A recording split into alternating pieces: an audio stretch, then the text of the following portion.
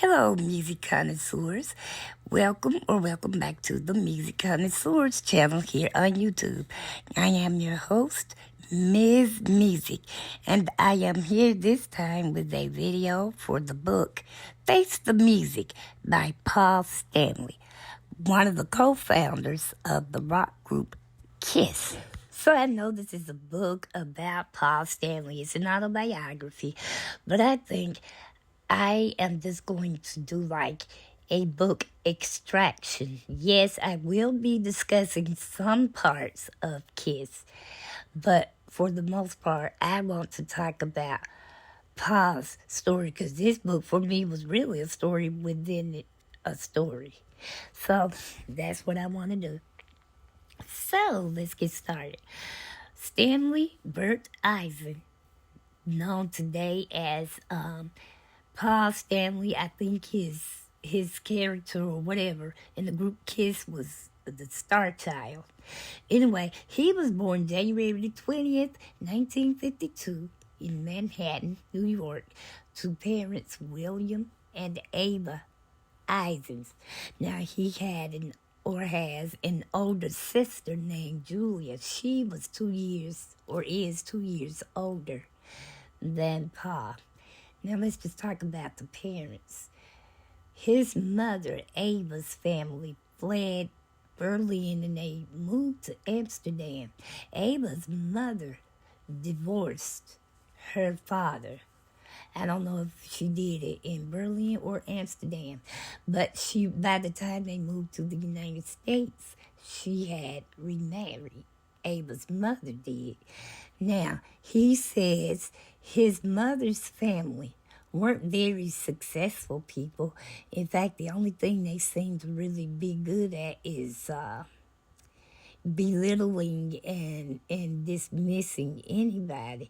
He said if you dare to think any one thing different from his mother, she would be like, oh, please, tell me something I don't know. Just that kind of attitude. Now, his father, William, he was the youngest of 4 children. He said his oldest brother, Jack, was a bookie and an alcoholic. His second oldest brother, Joe, suffered from what we would call today bipolar disorder. And then he had one sister, Monica, and according to William, the mother just got in Monica's ear and totally discouraged her from ever wanting to marry, have children, or leave home. And so she didn't. She never married or left home or had children. William graduated school at age 16. Now, he said his mother, Ava, for some reason felt like she was superior to William. But from what he understands and knows, if times had been financially better for his father's family, he would have gone on to college and maybe we would know his name like we know Paul's. May not have been for music, but it would have been something. But said that William graduated from high school at 16, but instead of going to college, he was expected to get a job and help put money or food on the table and help pay bills at home. So that's what he did. Now, I don't know how long, like when they met and dated or got married. That's about all I know about I do know he said that William's father was also an alcoholic and they just did not get along. His father passed away before Paul was born, so Paul never knew his dad's father. I don't know if he knew any of his grandparents. All right, now that's hopefully kind of putting something out there in place. Now, when Paul was born, he was born with a condition called microtia. Microtia apparently is a condition that causes the outer ear, what we see on either side of our faces, it causes it not to develop. And because it didn't develop, his ear canal did not properly develop. So it left Bob with a significant hearing deficit. And when you cannot hear well, your orientation, your balance is greatly off. And it was he says it leaves you like with a little nub or a stub. In his case, it was his right ear. It was just a little nub or stub on the right side of his face. And he said his parents, all they ever told him is if anybody ever asks you what happened to your ear, just tell me you were born that way. But by all means, never let them know your pain. Never let them know that they hurt you. So, this is what he had always been told. Now, Julia, on the other hand, she had some terrible issues. But all of hers were due to mental illness. He never did name what she had. He never called it like schizophrenia or bipolar or whatever. He just said that whenever she started acting out, she was acting out at a very young age, like preschool, kindergarten type stuff. And it just got worse with age. And just like Paul's, I don't have a problem believing that because Paul's was physical. Now, the day he went to, the first day of kindergarten, Paul was 5 years old. His mother took him. He said, but she was so proud. He wanted nothing more than for her to just please go home. Please leave. I am entering a new world of people I don't know. I just don't want you to see people, taunt me. Please just go home. Just go home. Well, he got to the playground. Now, I don't know if this was the first day, but it was certainly one, like maybe the first month or two of being in school. Because one day he came home crying and said that this one kid just keeps taunting him, calling him Stanley the one-eyed monster. He's crying. His mother said, "Don't come crying to me, Stanley. You have to fight your own battles." And she went and finished doing whatever it was she was doing. And here he is, 5 years old, practically a baby. And he don't even know why he's that way. But he said, most parents would have just been like, well, who is this child? And, you might have gone, if you found out they lived in the neighborhood, you go and confront the parent. He said that did not happen. She went on as if, he had just spoke to her. So he said about an hour after she told him that, he did get up and go outside, found the kid, and beat the kid up. And that was just the intro. Now, when Paul was born, the family lived in a one-bedroom apartment in Manhattan, New York.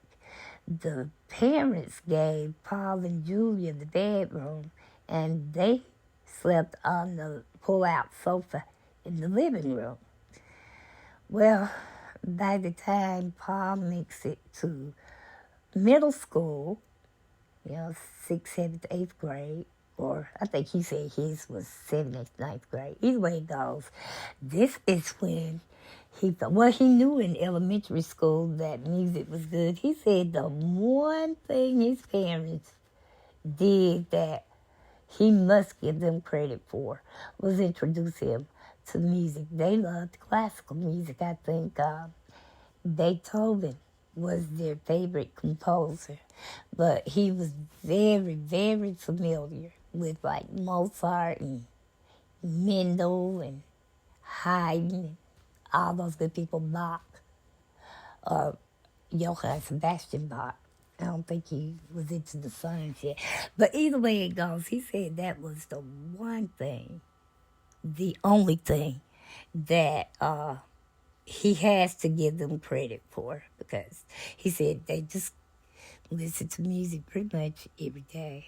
And then, like when you're cleaning house, like in my family, major cleanup day used to be like Saturday morning. You get up, you put your music on, and you do your housework. He said that's pretty much the way it was and stuff. But then, by the time, oh, let me tell you one other thing that happened to him during elementary school.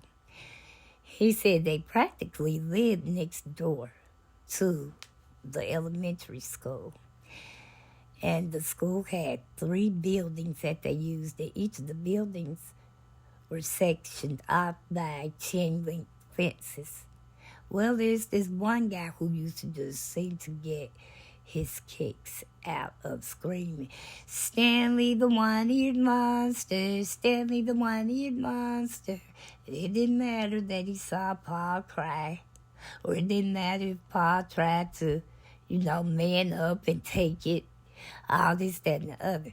He said, but one time, the guy, I guess he got a little too cocky. He did not realize how close Pa was to him. Or maybe he saw him and just felt like Pa wouldn't do anything because he hadn't all this other time. But eventually, it happens. He starts with that one-eared monster stuff, and Pa charged him. He said that guy was scared to death. He was just shaking. He was so scared. And all Pa said was, "Stop doing that. That hurts me. Don't do that." He said that guy was so scared he couldn't open his mouth, wouldn't say a word. So Pa didn't hit him. He did yell at him though. And then he walked off. Oh, next thing you know, the guy made sure it was plenty of people and plenty of yard between him and Pa. He starts right back up. Stanley, the one-eared monster.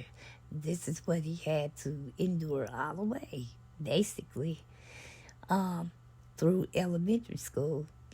But now, he also knew, because of the classical music that he heard at home, and then, like, if he was at a store or something where rock and roll was being played, he just fell in love with, he gradually went from classical to, I don't know, whoever was the big, at that time we're talking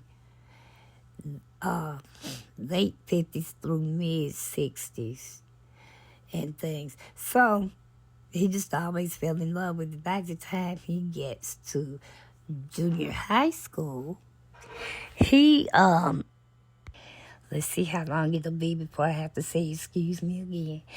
Okay, so by the time Paul got to middle school, he had already armed himself in terms of he wouldn't allow anyone to get to know him because of all of the bullying he had endured during elementary school. But at some point in middle school, he does get to know one of his neighbors. And the guy was big into Boy Scouts. Paul only joined because he wanted to go camping. He wasn't really in with the civil duties and things like how they may have to help the old ladies across the street or put groceries in the car, do little bitty pleasantries for people. Paul did it, but the reason for doing it was more just to be able to go on the camping trips, more so than getting the badge. But come find out that the same guy, it was Harold. And then Harold had a younger brother, Matt. Paul befriended both of them eventually. But yeah, so he started auditioning for leads in the school theater productions when they would put on plays and stuff. And he said that he actually could sing far better than most people who were auditioning for the leads.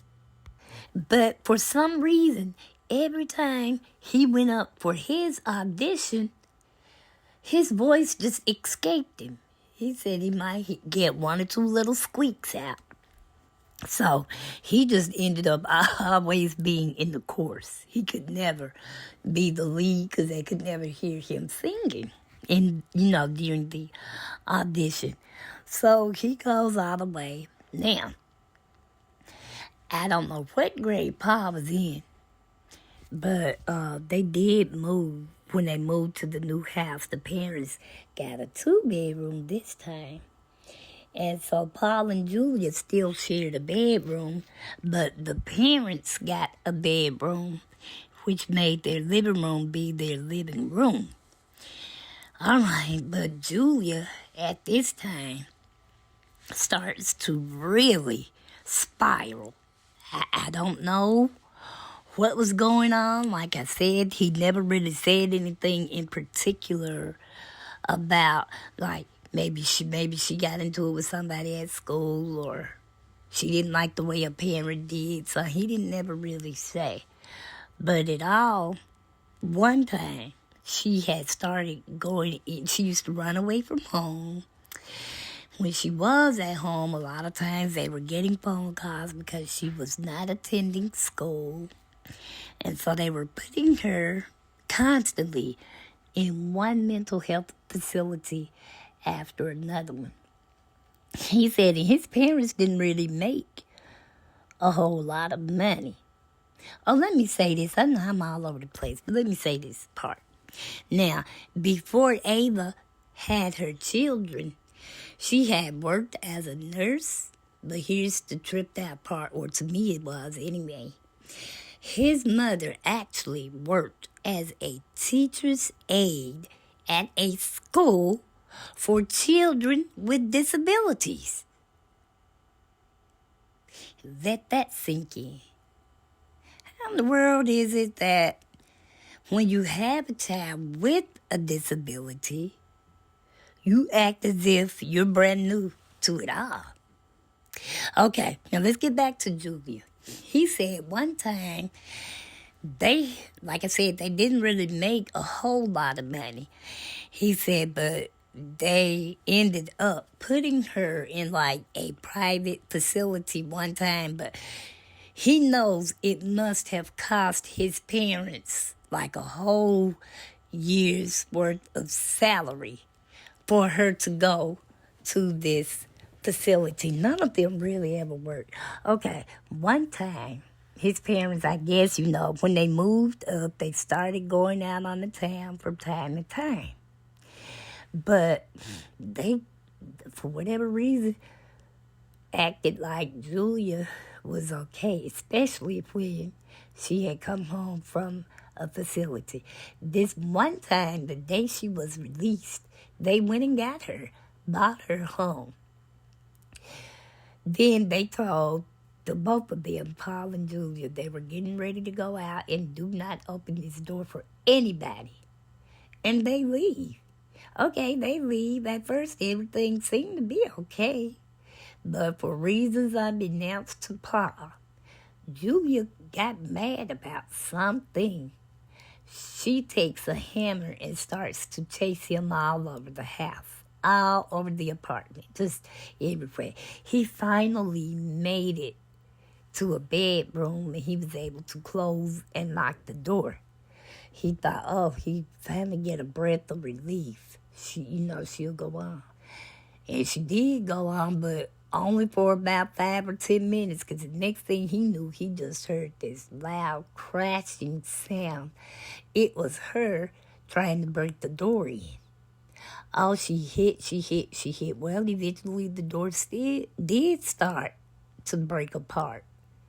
One of those times, she threw that hammer, and the hammer hooked in the door. So that's the only thing that stopped her. I don't guess she felt like trying to get the hammer out the door or whatever. He said when that hammer stuck in that door, he just knew it was over for him. But she turned around and went on the bed like it wasn't nothing. Parents come home. What happened here?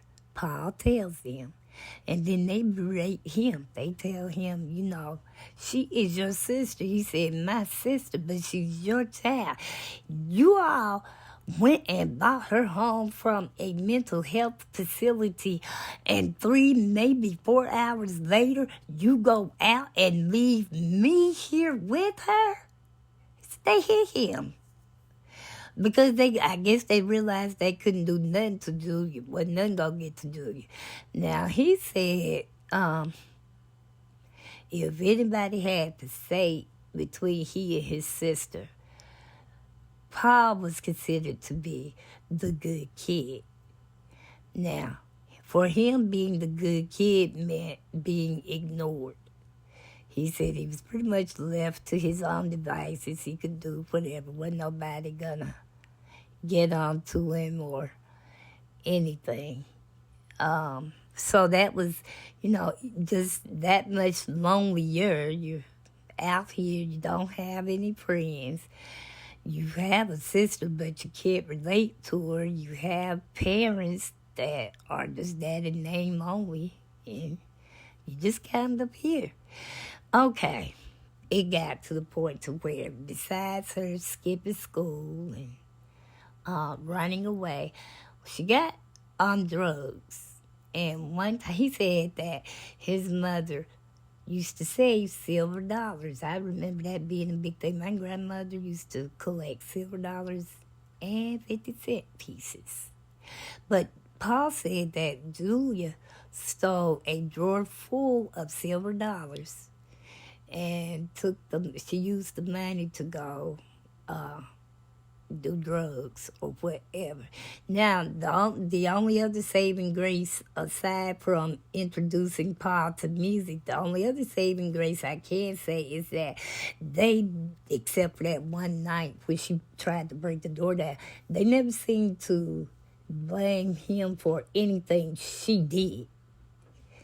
And it got to the point to where he said one time his mother bought him a stereo because she was aware of the fact that most of her time, her waking hours, went to trying to keep Julia calm or whatever. He hadn't asked for it. He just came home and she had it there. So that's one good thing. Now, he said in junior high school, one time he and his dad went on a walk. He looks up at his dad and says, Dad, am I good looking? The dad stopped. It kind of caught him off guard. He was taken aback. But then he collected himself and says to Paul, well, you're not bad looking. He was like, well, thanks a lot, Dad. So he kind of always knew where he stood with them. He wasn't the most attractive guy. He had this thing on his ear. Well, he didn't have a right ear. He had to literally, physically fight for whatever was going on at school, just make people leave him alone and all of this.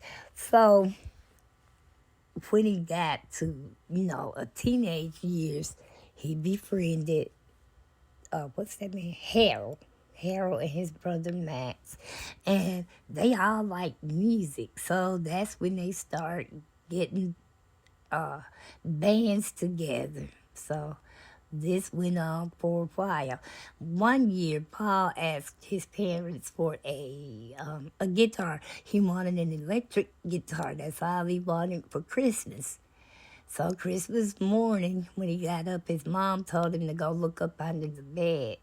And he pulls out this, what looked to be a brand new shiny guitar case. He just knows it's what he's asked for. He's been dreaming about this. And he opens it up, and it's a guitar, but it's an acoustic guitar. And there was a couple of gashes in it, and one or two of the strings were broke. He said he just put it back in the case, and slid it under his bed. So then he just started saving money because he did live down the street from a music store. And I think it took him a year, because he said he had saved money for a year. And then when he got his birthday money, he put that with the money he saved up. And he had just enough to go get him his first electric guitar.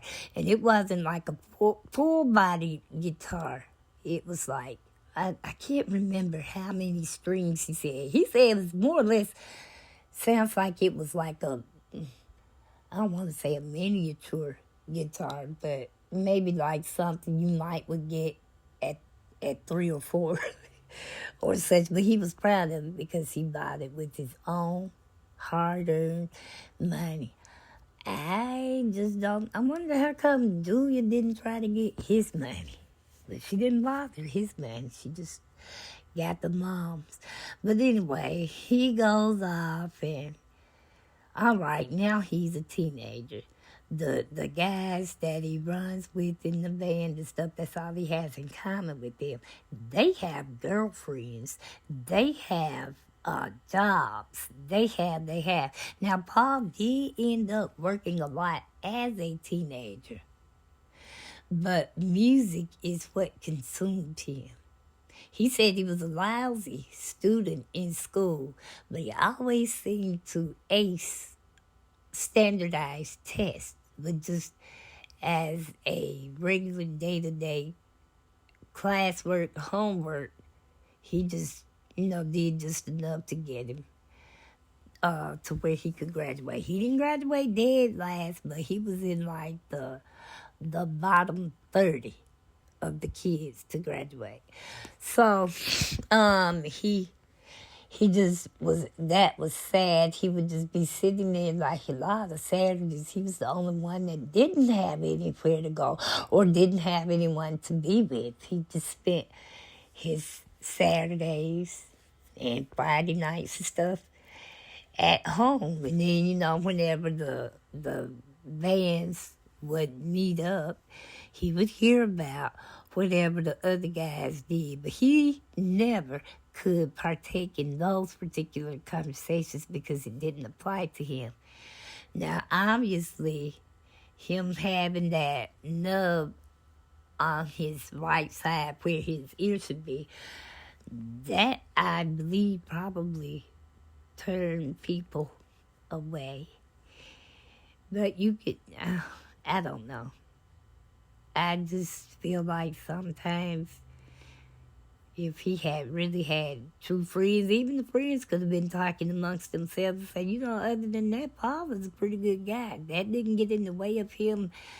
He's still doing things that he wants to do despite this affliction. And they could have said that, we don't know. All we know is that Paul felt alone.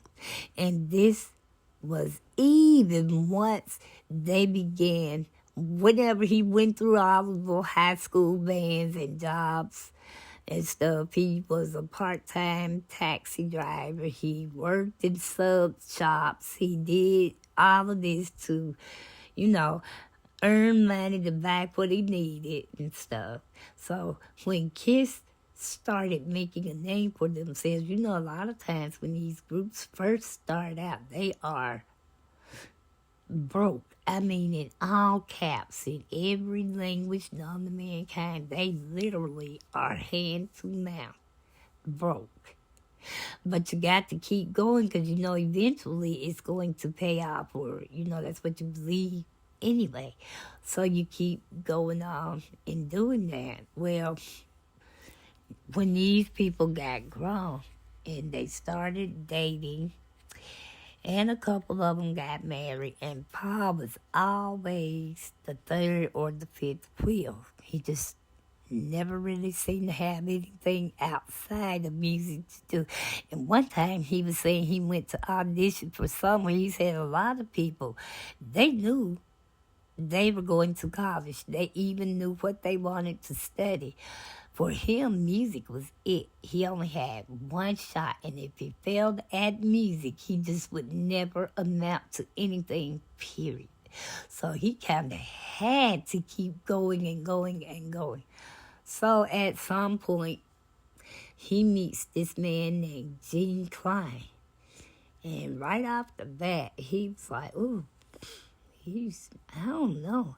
This guy is real big and real tall. I think he's like 7'1", flat-footed. He had long black hair. And somebody wanted them to meet. I can't remember the man that was telling Paul about G. So, but yeah, the two of them met, and I think upon meeting each other, both of them sensed that, well, I don't know what's going to go on with this. I'm trying to understand why thus and such ever could have thought we would have been able to get together and do anything. But Paul ended up going to some party Gene was attending that night, and he said whoever introduced him to Gene the first time, he's like, yeah, come on, Gene's here. He's over here in this other room. Paul goes to this dark room, and then Gene is sitting up in there. He's like almost 400 pounds. I'm thinking to myself, good gracious alive, you're already over 7 feet tall and 3 to 400 pounds. But Paul sensed that Gene was full of himself. And according to Paul, he had a right to feel that way because his mother treated him like he was the God to all of mankind. Matter of fact, if Paul was to call Gene's house, and that lady his mother would be like, the God is on the throne. I don't know why she felt the need to say Gene was on the commode, but she would do stuff like that. And then if Paul was around that, if you've ever been around a person who's been deaf, especially most or all of their life, they tend to talk loud. So he said one time Gene and Paul were standing outside Gene's house where they lived, and the mother finally, she just raised the window up. So, my God, Paul, we have people around here in this neighborhood. That was her way of telling him he was entirely too loud. But Gene, they both, after they had some sort of come to Jesus moment, and they realized that they had more in common in terms of building a group. They had way more in common than not. So they agreed to put their differences aside and see if they couldn't build a group. And lo and behold, they did. When I'm now talking about me and my sisters, when we were little, growing up, and kids was like in their heyday, we used to be terrified of them. And truth be told, this is the very reason, this is the only picture in this video. I flat out am too scared to go and pull up some pictures of Kiss and all of their garishness, ghoulishness. Boy, that was scary looking. So one day, when I first read this book about 8 or 9 years ago, I asked my sister, the one that's younger than me, next to me, I was like, you remember when we were kids and we used to be scared of the rock group Kiss? She's like, hell, I'm still scared of them.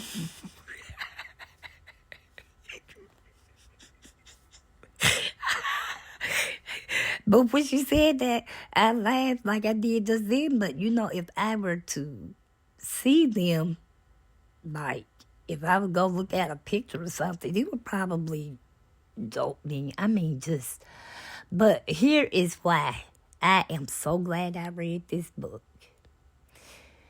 If you don't know, because of Paul's not having an ear and having that stuff there, when he and Jean decided that they would try to make a go of the group.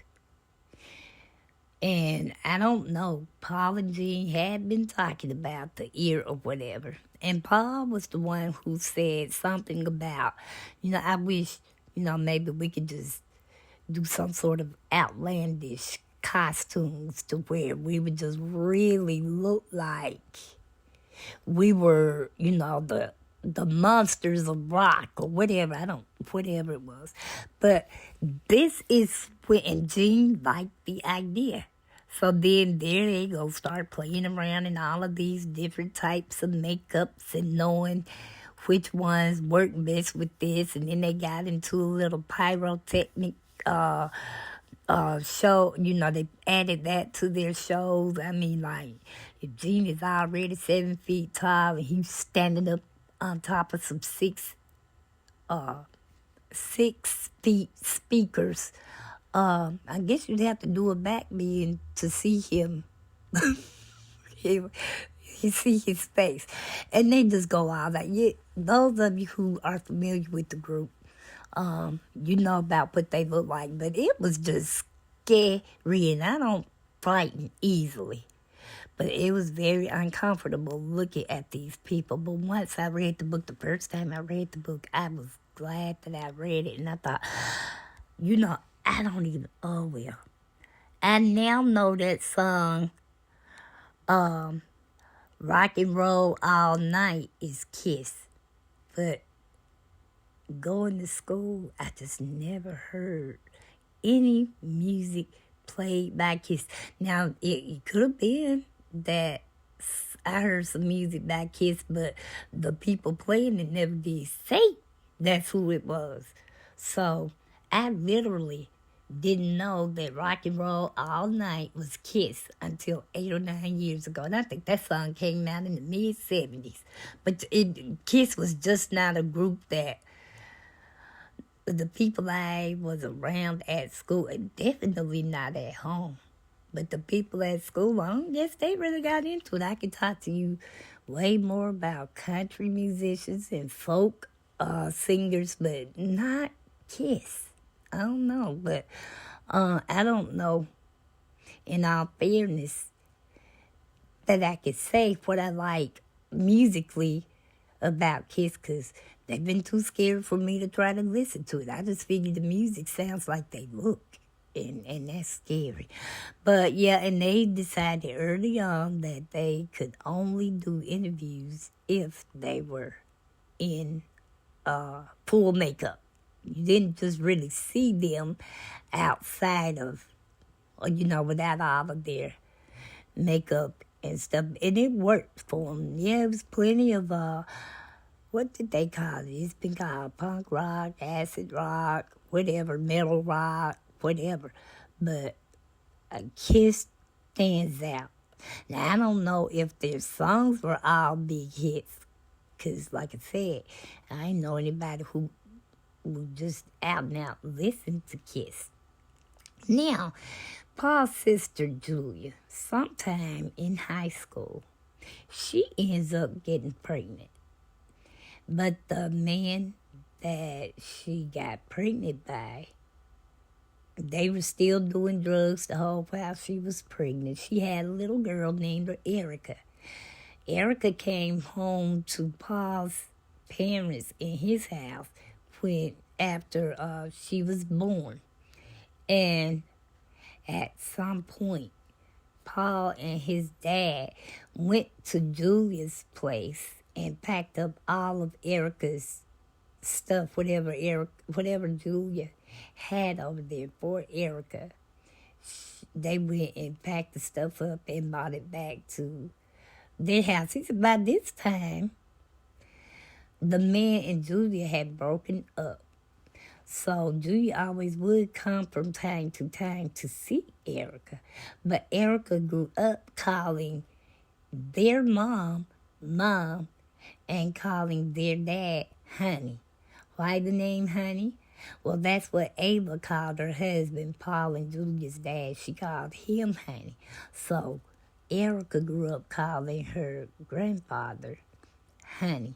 Well, one day Julia comes over, pretends to be just there to see Erica, and she's holding her and rocking her and just doing whatever. And then all of a sudden, they heard a big bang. Paul comes out, and Julia is running down the street with Erica in her arms. And Paul and the dad, they ran her down, and they got Erica. But I think that's when the parents went and just kind of got custody of Erica, because that's who raised Erica. Now, I know Julia was always in the girl's life, and I think she was the only child that Julia had. I don't know whether the father ever came in the picture or not. But, yep, all these years later, even when other members of KISS, they started to settle down, and they would get, if not steady girlfriends, they would marry them and stuff. And Paul was always the one, y'all, without anybody else. And he talked about how, like, everybody used to always wait. Oh, they couldn't wait for the weekend. And he was just sitting up there wondering why. And the reason he was wondering why is because obviously he didn't have anywhere to go. He didn't have anything to do with anybody. He couldn't just take up all the guys' times.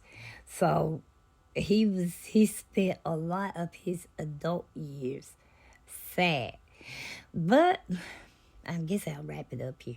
He did eventually, as time went by, he was able to talk with some surgeons.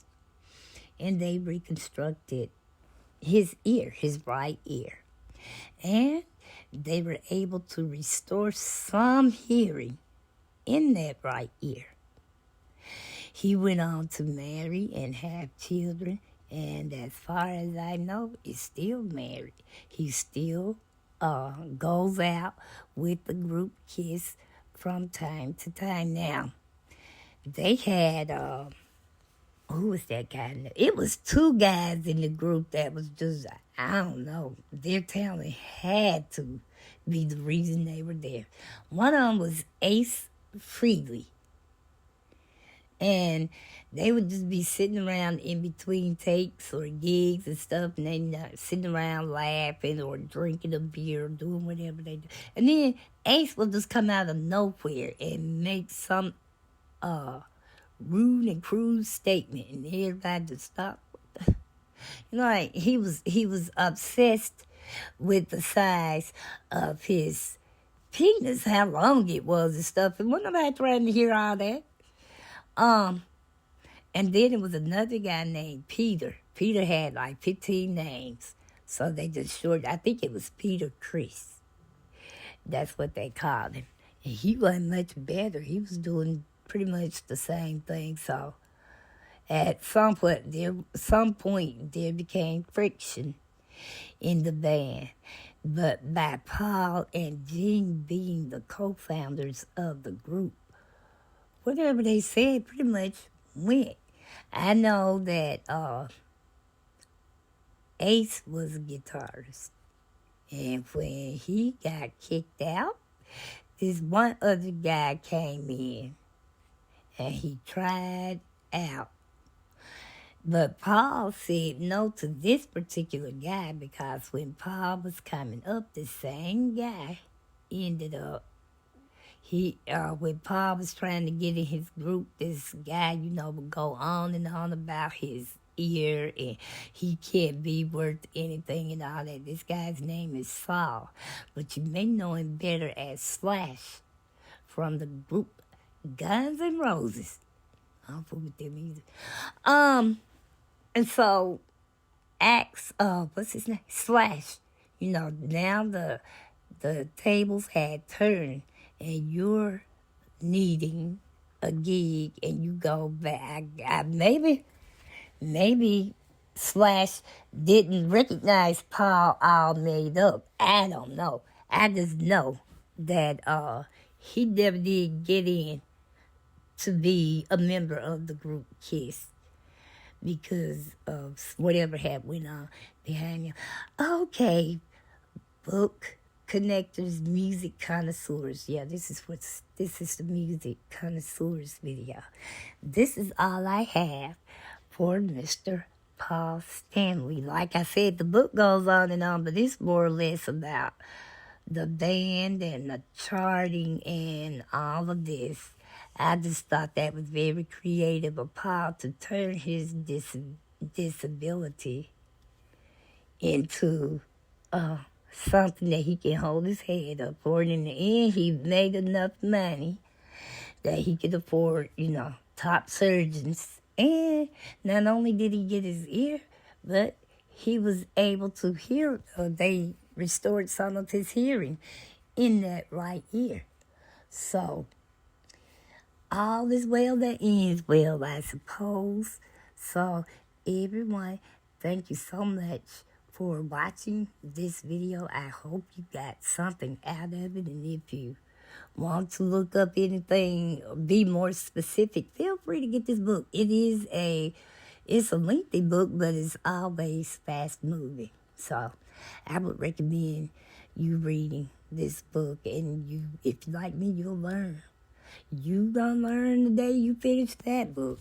So, in the meantime, subscribers, thank you all so much for being subscribed. Visitors, feel free to come and join us. And everyone, please do not forget to like, share, comment respectfully. And by all means, make sure that your notification bells are on and set to all so you'll know every time I upload a video. And in the meantime, music connoisseurs, remember this.